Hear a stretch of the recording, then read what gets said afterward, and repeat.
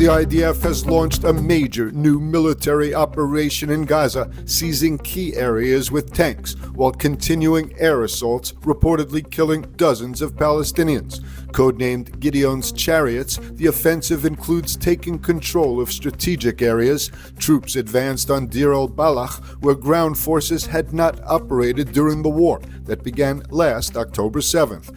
The troops reportedly advanced into eastern Deir el-Balach in a coordinated operation amid artillery and air cover. Mobilized forces carried out what were called extensive attacks as part of the opening moves of the operation and expansion of the campaign in Gaza to achieve all of the war goals, including the release of the hostages and the defeat of Hamas. According to Israeli defense officials, the operation would see the IDF conquer Gaza and retain territory, attack Hamas to prevent them from grabbing humanitarian aid supplies while moving Palestinians from northern Gaza to the south. Amid the warfare, progress has been reported at mediated ceasefire and hostage talks in Qatar. Defense Minister Katz claimed the IDF offensive brought Hamas back to the table and to reportedly propose a 2-month ceasefire with U.S. involvement. Israeli and Hamas delegations traveled to Qatar last week after the release of American-Israeli hostage soldier Idan Alexander as part of a direct agreement between Hamas and Washington and just ahead of President Trump's visit to the Middle East.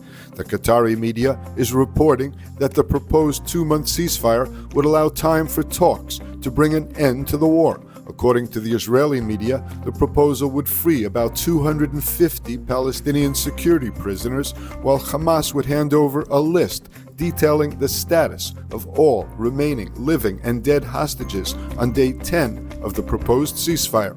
Prime Minister Netanyahu has reportedly authorized the Israeli delegation to stay in Doha amid what is termed cautious optimism for an agreement.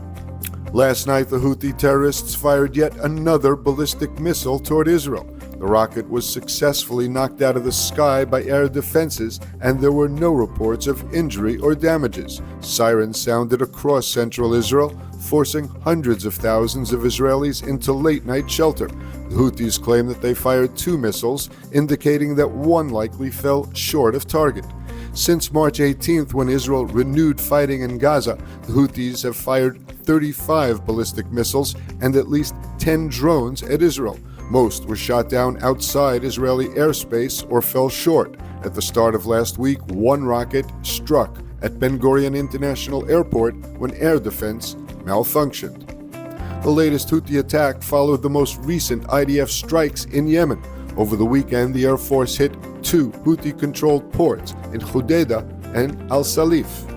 The strikes were carried out by 15 fighter jets with over 35 munitions dropped on the targets. The Army said the sites were used for transferring weapons and, according to the Army, severely damaged and likely put out of action for a month.